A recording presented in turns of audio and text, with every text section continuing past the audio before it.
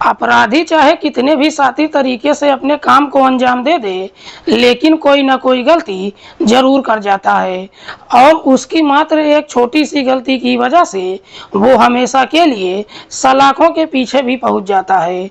आज की कहानी में भी ऐसा ही कुछ होता है, जिसकी वजह से पुलिस अपराधी को उसी के घर से दबोच लेती है।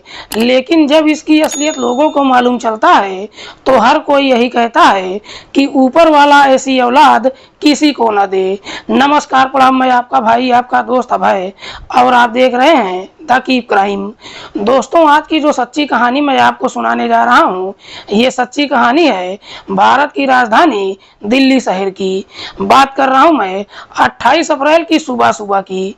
दरअसल दिल्ली के कंट्रोल रूम में ये खबर दी जाती है कि दिल्ली के जाकिर नगर की गली नंबर 7 के रहने वाले समीम अहमद के कमरे का दरवाजा खुल नहीं रहा है और न ही उसके कमरे से कोई आवाज ही आ रही है। दरअसल ये इलाका जामिया नगर थाने में पड़ता है, इसीलिए कंट्रोल रूम से इस बात की जानकारी जामिया नगर के थाना प्रभारी संजीव कुमार को दी जाती है।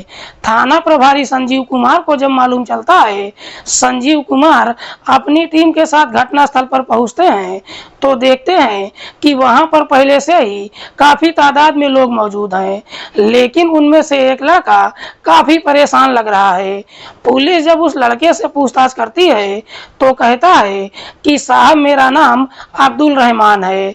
अब्दुल, जिसकी उम्र है लगभग 28 साल के आसपास। दरअसल ये अब्दुल कोई और नहीं बल्कि समीम अहमद का इकलौता बेटा है। अब्दुल पुलिस वालों से कहता है कि साहब, कल रात को मैं और मेरे अम्मी अब्बू एक साथ ही खाना खाए थे। उसके बाद अम्मी अब्बू अपने कमरे में सोने चले गए और मैं अपने कमरे में सोने चला गया। दरअसल हर सुबह मेरे अम्मी अब्बू ही मुझे उठाने आते थे, लेकिन आज सुबह जब मेरी नींद खुली, जब मैं जाकर अपने अम्मी अब्बू को जगाने की कोशिश किया तो अंदर से कोई आवाज नहीं आ रही थी। मैंने दरवाजा भी काफी जोर से दबाया, लेकिन बावजूद इसके दरवाजा नहीं खुला। अब्दुल जब ये सारी बातें पुलिस को बताता है, पुलिस भी जाकर समीम के दरवाजे पर खड़ी होकर कई बार उसे आवाज देती है, लेकिन ना तो दरवाजा खुलता है और ना ही समीम कोई जवाब देता है। इसीलिए पुलिस दरवाजे को तोड़ देती है। लेकिन पुलिस दरवाजा तोड़कर जैसे ही कमरे में प्रवेश करती है, कमरे के अंदर का नजारा देखकर पुलिस एकदम से चौंक जाती है, क्योंकि कमरे के फर्श पर समीम और उसकी पत्नी का डेड बॉडी पड़ा हुआ था। इधर अब्दुल जब अपने अम्मी अब्बू की डेड बॉडी देखता है, जोर जोर से रोने लगता है। पुलिस जब डेड बॉडी को चेक करती है तो मालूम चलता है कि दोनों के शरीर पर कोई भी चोट या घाव का निशान मौजूद नहीं है। हालांकि पुलिस जब घटनास्थल का मुआयना करती है तो कमरे के अंदर से 2.5 लाख कैश और कुछ गहने भी बरामद होता है, जिसे देखकर पुलिस अंदाजा लगाती है कि इन दोनों की हत्या लूट के इरादे से तो बिल्कुल नहीं किया गया है। लेकिन पुलिस ये सोचने पर मजबूर हो जाती है कि आखिरकार इन दोनों की हत्या किसने किया है, क्योंकि कमरे का दरवाजा अंदर से लॉक था। लेकिन पुलिस जब दरवाजे को चेक करती है तो मालूम चलता है कि दरवाजा ऑटोमेटिक है। दरअसल वो दरवाजा ऑटोमेटिक ही अंदर और बाहर दोनों तरफ से लॉक हो जाता था। पुलिस सबसे पहले डेड बॉडी को अपने कब्जे में लेकर पोस्टमार्टम के लिए भेज देती है और फिर अब्दुल की तहरीर पर धारा 302 के तहत अज्ञात अपराधियों के खिलाफ मुकदमा दर्ज करती है और इस मामले की छानबीन करना शुरू करती है। पुलिस अपनी तमाम कोशिश कर लेती है, लेकिन बावजूद इसके पुलिस के हाथ ना तो कोई सबूत मिलता है और ना ही अपराधियों के बारे में कुछ मालूम चलता है। लेकिन जैसे ही 2 दिन का समय गुजरता है, जब पोस्टमार्टम रिपोर्ट आती है तो पोस्टमार्टम पोस्टमार्टम से ये साफ खुलासा हो जाता है कि शमीम और उसकी पत्नी की दम घुटने की वजह से मौत हुई है। जब हत्या की पुष्टि हो जाती है, पुलिस इस मामले को काफ़ी सीरियस तरीके से लेती है। दरअसल पुलिस इलाके के तमाम लोगों से भी पूछताछ करती है, लेकिन बावजूद इसके पुलिस को कोई सबूत नहीं मिलता है और धीरे धीरे 3 सप्ताह का समय गुजर जाता है। इधर अब्दुल भी थाने में जाता है और पुलिस के ऊपर दबाव देता है कि जल्द से जल्द अपराधियों को गिरफ्तार किया जाए। पुलिस जब अपनी तमाम कोशिश कर लेती है, अपराधियों के बारे में जब कुछ पता नहीं चलता है, न जाने क्यों पुलिस को अब्दुल के ऊपर ही शक चला जाता है, क्योंकि घर में अब्दुल के अलावा सिर्फ उसके अम्मी अब्बू ही मौजूद थे। पुलिस ये भी सोचने पर मजबूर हो जाती है कि जब अब्दुल के घर में कोई आया ही नहीं, तो आखिरकार उन दोनों की हत्या किसने किया है। इसी शक के आधार पर पुलिस 3 सप्ताह के बाद अब्दुल को थाने में बुलाती है और फिर उससे एक पर एक कई तरह के सवाल करती है। पुलिस जब अब्दुल से एक पर एक कई तरह के सवाल करना शुरू करती है, आखिरकार अब्दुल पुलिस के सवालों में उलझ जाता है और मजबूर होकर अपनी सच्चाई कबूल कर लेता है। लेकिन अब्दुल जब अपने ही अम्मी अब्बू की हत्या की पूरी कहानी बताता है, तो वाकई में इसे सुनने के बाद खुद पुलिस भी एकदम से चौंक जाती है।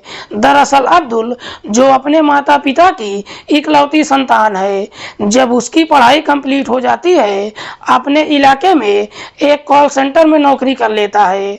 अब्दुल जब ठीक ठाक पैसे कमाने लगता है, अब्दुल के अब्बू उसकी शादी भी कर देते हैं। हालांकि अब्दुल की जब शादी होती है, जब उसकी पत्नी अपने ससुराल में आती है, पति पत्नी के बीच में कुछ बेहतर रिश्ता चल नहीं पाता है और कुछ दिन के बाद ही अब्दुल अपनी पत्नी को तलाक भी दे देता है।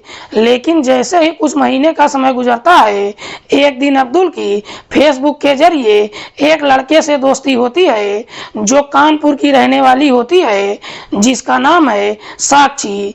दरअसल फेसबुक के जरिए अब्दुल की जब साक्षी से दोस्ती हो जाती है, उसके बाद अब्दुल साक्षी का मोबाइल नंबर भी ले लेता है और फिर फोन के जरिए दोनों एक दूसरे से बातचीत भी करने लगते हैं। लेकिन फोन के जरिए जब दोनों एक दूसरे से बातचीत करते हैं, आखिरकार बातचीत करते करते अब्दुल और साक्षी के बीच में प्रेम प्रसंग शुरू हो जाता है। दोनों के बीच में जब प्रेम प्रसंग शुरू होता है, अब्दुल साक्षी से मिलने कानपुर भी आने लगता है, जिसकी वजह से अब्दुल और साक्षी एक दूसरे के इतने करीब आ जाते हैं कि आखिरकार शादी करने का फैसला भी कर लेते हैं। दोनों शादी करने का तय तो कर लेते हैं, लेकिन सबसे बड़ी दिक्कत ये हो जाती है कि साक्षी हिंदू है। फिर भी अब्दुल उसे दिलासा देते हुए कहता है कि मेरी तरफ से कोई दिक्कत नहीं है। साक्षी भी अब्दुल से वादा कर लेती है कि मैं तुम्हारे लिए अपने घर परिवार को छोड़ने के लिए भी तैयार हूँ। जब अपना घर परिवार छोड़ने के लिए तैयार हो जाती है, एक दिन अब्दुल साक्षी से शादी करने के लिए अपने अम्मी और अब्बू से बातचीत करता है। लेकिन शमीम को जब मालूम चलता है कि अब्दुल की प्रेमिका हिंदू है, अब्दुल के माता पिता इस शादी के खिलाफ हो जाते हैं और अपने बेटे को समझाते हुए कहते हैं कि हम दोनों के रहते हुए तुम्हारी शादी किसी कीमत पर साक्षी से नहीं हो सकती है। हालांकि शमीम और उसकी पत्नी अब्दुल को काफी समझाने की कोशिश करते हैं, लेकिन बावजूद इसके अब्दुल ना तो साक्षी से बातचीत करना बंद करता है और ना ही उससे मिलना जुलना बंद करता है। लाख समझाने के बावजूद भी अब्दुल जब नहीं मानता है, आखिरकार शमीम अपने बेटे की शादी किसी दूसरी लड़की से कर देता है। अब्दुल की शादी तो हो जाती है, उसकी पत्नी घर भी आ जाती है, लेकिन बावजूद इसके अब्दुल साक्षी को कभी भूल ही नहीं पाता है और अपनी प्रेमिका की वजह से ही अपनी पत्नी को ज्यादा प्यार भी नहीं देता है, जिसकी वजह से पति पत्नी के बीच में झगड़ा तकरार शुरू हो जाता है। इधर अब्दुल की पत्नी को जब मालूम चलता है कि उसका पति किसी दूसरी लड़की से प्यार करता है, इसी इसी बात को लेकर जब झगड़ा तकरार शुरू हो जाता है, उसकी दूसरी पत्नी इस प्रकार से गुस्से में आ जाती है कि एक दिन उसे छोड़कर हमेशा के लिए अपने मायके चली जाती है। लेकिन इसके बावजूद भी अब्दुल ना तो अपनी ससुराल जाता है और ना ही अपनी पत्नी को बुलाने की कोशिश करता है। दरअसल अब्दुल ये कसम खा लेता है कि चाहे कुछ भी हो जाए, मैं साक्षी से शादी करके ही रहूंगा। लेकिन अब्दुल ये अच्छी तरह से जानता है कि उसके अम्मी अब्बू के रहते हुए ये शादी नहीं हो सकती है।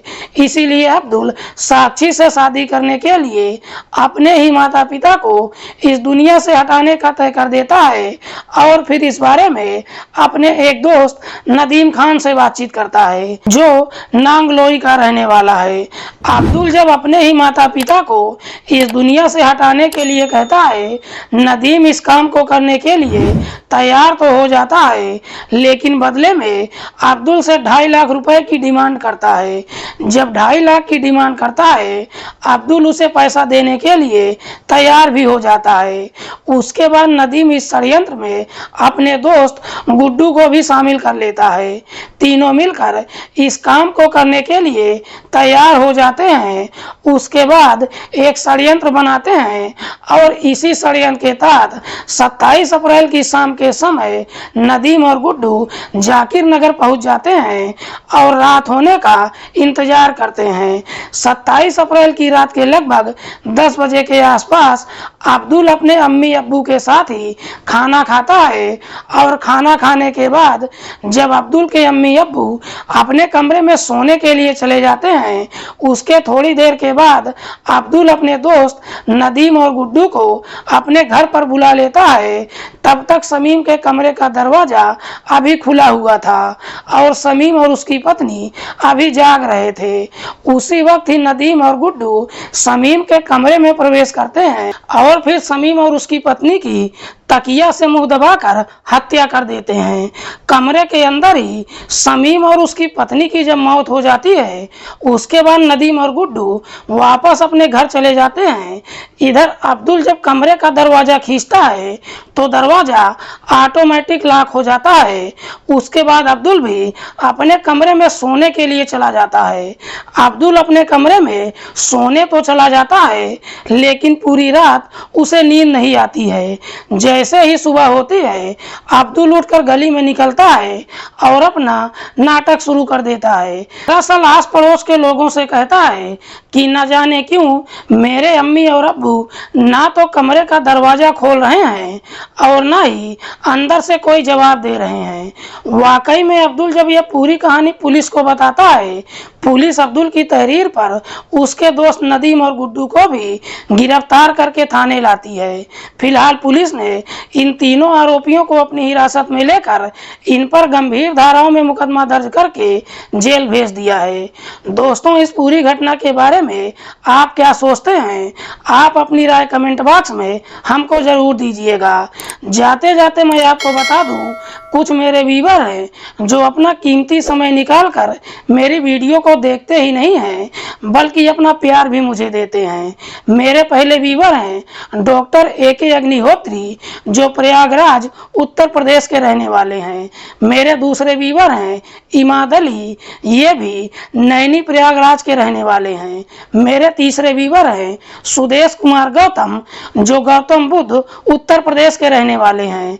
मेरे चौथे व्यूअर हैं संजीव कुमार, जो फतेहाबाद आगरा के रहने वाले हैं।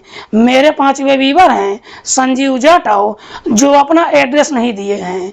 मैं अपने तमाम श्रोताओं का हृदय से धन्यवाद करता हूं। मिलते हैं किसी और सच्ची कहानी के साथ, तब तक के लिए नमस्कार। जय हिंद।